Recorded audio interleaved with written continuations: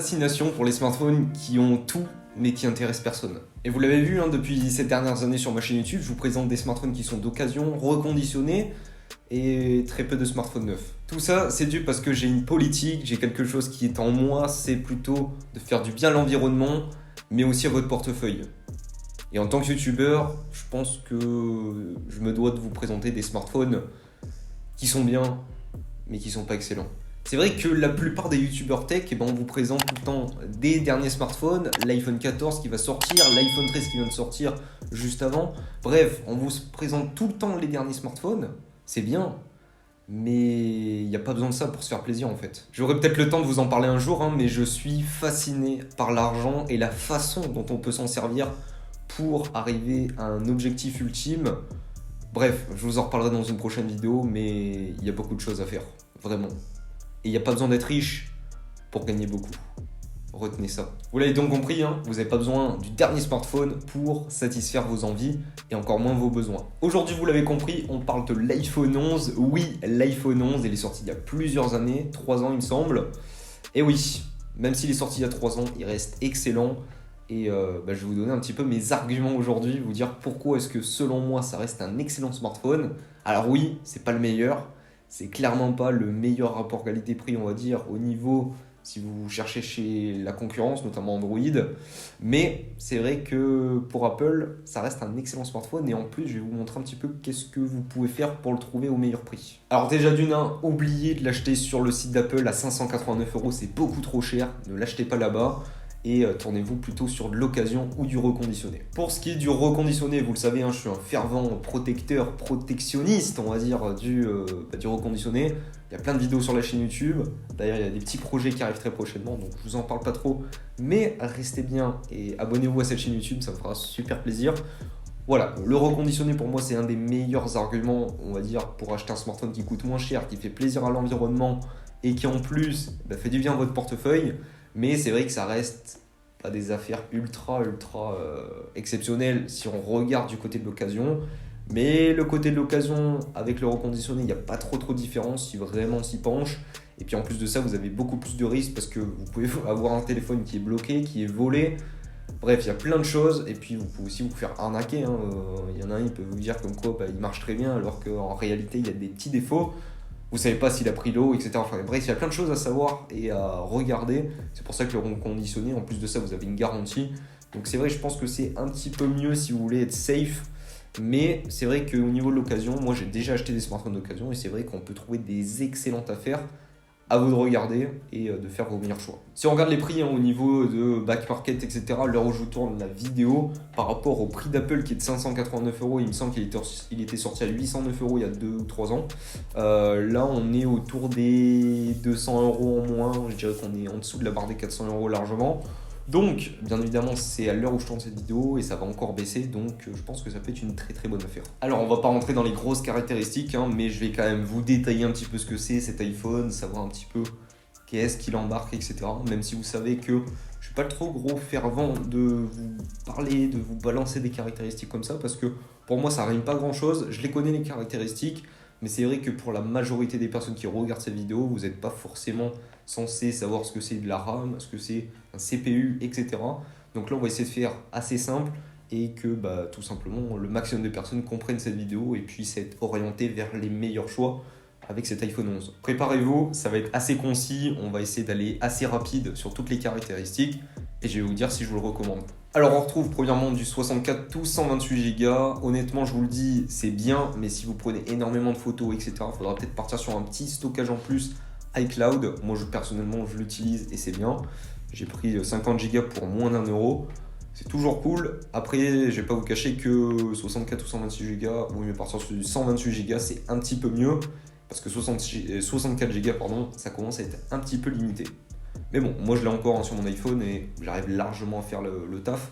Mais c'est vrai que je sais qu'il y a des personnes qui installent énormément d'applications et tout. Bon, après on n'est pas sur ça, vaut mieux bien gérer et tout.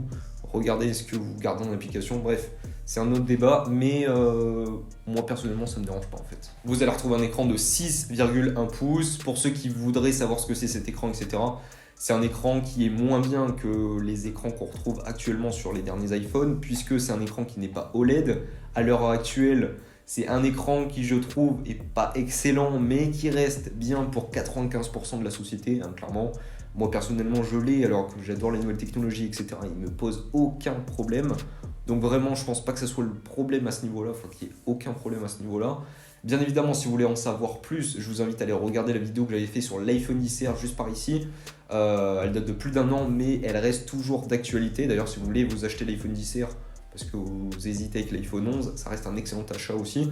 Je vous invite à aller la voir et je vous parle un petit peu de cet écran, mais c'est vrai que cet écran est encore excellent et il n'y a pas à parler en fait à ce niveau-là, parce que un iPhone avec un écran OLED, certes c'est mieux, mais bon, c'est pas non plus la grosse révolution, on va pas se le cacher. Donc cet écran, franchement, il est encore excellent. Vous allez retrouver aussi 2 capteurs photo, c'est on va dire ce qu'on retrouve sur les iPhone 12, sur les iPhone 13, pas les pros, hein, je parle des iPhones classiques.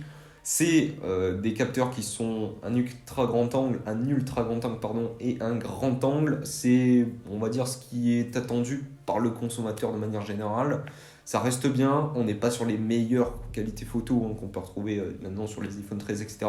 Mais c'est vrai que quand on compare, on n'a pas beaucoup de différence et je trouve que ça se joue surtout sur les contrastes, etc. Donc franchement, il n'y a pas beaucoup de différence.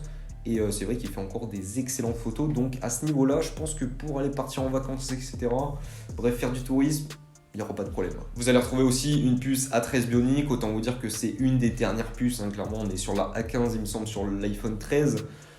Clairement, c'est une excellente puce. Hein, ça marche ultra bien. Pour vous donner un ordre d'idée, vous avez le S22 Ultra qui vient de sortir et qui a 1 an d'avance presque sur le 13 Pro.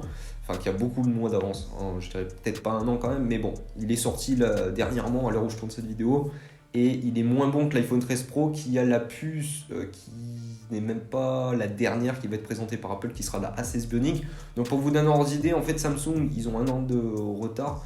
Donc autant vous dire que l'iPhone 11, vraiment, après, voilà, je sais qu'il y a des débats dans les commentaires, mais c'est vrai qu'avec l'optimisation iOS et tout, très très difficile à battre, hein, clairement, et enfin, au niveau des performances, vous en avez pour beaucoup d'années, donc clairement, c'est pas un problème à ce niveau-là. Vous allez retrouver aussi Face ID, et puis bien évidemment, enfin Face ID, hein, clairement ça marche ultra bien, etc., etc. Et puis bien évidemment, on va retrouver la batterie. Une batterie, ouais, bah, c'est normal, ça marche. Mais la batterie, comment vous dire qu'elle est bonne, mais pas fascinante, hein. Elle est pas excellente non plus. Faut pas aller pousser le bouchon. Pas le pousser le bouchon, Maurice. Je sais pas si vous avez la ref, mais bon, voilà. Non, pour vous faire une synthèse générale de la batterie, si vous faites plus de 3 heures d'écran par jour, on va dire, voilà, vous en servir, etc., ça va être très compliqué de finir la journée, hein, clairement, parce que faut se dire que quand on l'achète d'occasion, du reconditionné, etc., si vous l'achetez pas neuf, la batterie va être un petit peu utilisée, parce que voilà, c'est pas un téléphone qui est neuf.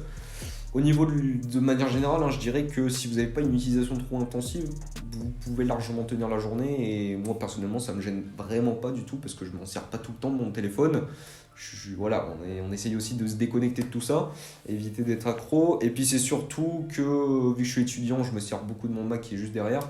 Donc, je délègue beaucoup de tâches sur mon Mac qui est le M1 et qui a une excellente autonomie. Donc, c'est vrai que j'ai pas trop de problème à ce niveau-là parce que voilà, pour mon iPhone, je m'en sers pour faire quelques petites tâches, de l'Instagram, un petit peu de YouTube, même si c'est très très limité, de la musique, beaucoup de musique, un petit peu de Waze pour le GPS, et puis voilà quoi. Enfin, c'est envoyer des messages, enfin, c'est une utilisation quotidienne et générale. Je dirais pas que c'est un truc exceptionnel, mais voilà. Après, si vous voulez faire des jeux, du YouTube, tout ça de manière intensive, ça va être très très compliqué quand même, on va pas se le cacher. Mais de manière générale, si vous n'êtes pas accro à votre smartphone, vous inquiétez pas, la batterie va tenir largement la journée. Et pour tous ceux, vraiment, pour tous ceux qui se demandent est-ce que j'achète un iPhone 11 d'occasion, parce que j'ai déjà eu des commentaires à ce niveau-là, et ouais, mais c'est pas grave, je le paye pas trop cher, mais j'achète une batterie après par la suite. Non, parce que la batterie, déjà d'une, ça coûte plus de 100 balles pour la changer, et de deux, c'est pas une batterie officielle. Donc clairement, ne faites pas ça. Vraiment, limitez votre utilisation, vous en aurez pour votre argent, clairement, parce que vraiment, changer une batterie sur un iPhone reconditionné ou même d'occasion, ça coûte très très cher et je pense pas que ça soit le meilleur compromis à faire, vraiment. Après, bien évidemment, hein, vous restez maître de ce que vous voulez faire, hein. Clairement, vous faites ce que vous voulez. Moi, je vous conseille juste, ces vidéos, elles sont juste là pour vous conseiller. Après, vous restez libre de faire ce que vous voulez. Bref, vous l'avez compris, je vous le recommande amplement ce smartphone. Si vous arrivez à dénicher une excellente affaire avec un écran qui n'est pas OLED, certes, mais qui a une autonomie qui reste largement satisfaisante pour la plupart des consommateurs, c'est-à-dire que vous n'êtes pas accro à votre smartphone, et puis surtout vous avez des excellentes qualités photo, une excellente qualité photo pour prendre vos photos ou vos vidéos, hein, que ce soit une ou l'autre. Bref, vous l'avez compris, ce smartphone, je vous le recommande amplement. Pour la majorité des personnes, il va satisfaire le consommateur, puisqu'on retrouve tout ce que sait faire Apple de mieux vraiment dans ce smartphone. Bien évidemment, les derniers smartphones sont mieux, mais ils sont aussi beaucoup plus chers. Et puis surtout, ça reste des nouveautés qui sont assez minimes par rapport à ce qu'on peut faire avec un smartphone en 2022, voire 2023. Bref, ça reste un de mes coups de cœur de cette année, et puis c'est surtout un des meilleurs rapports qualité-prix, à mon avis, sur le marché. Bien évidemment, il y a plein d'autres smartphones qu'on aura l'occasion de parler sur cette chaîne YouTube et de vous dire est-ce que je vous les conseille en 2022. Sur ce, je vous dis à la semaine prochaine pour une prochaine vidéo. Portez-vous bien. Allez, des bisous!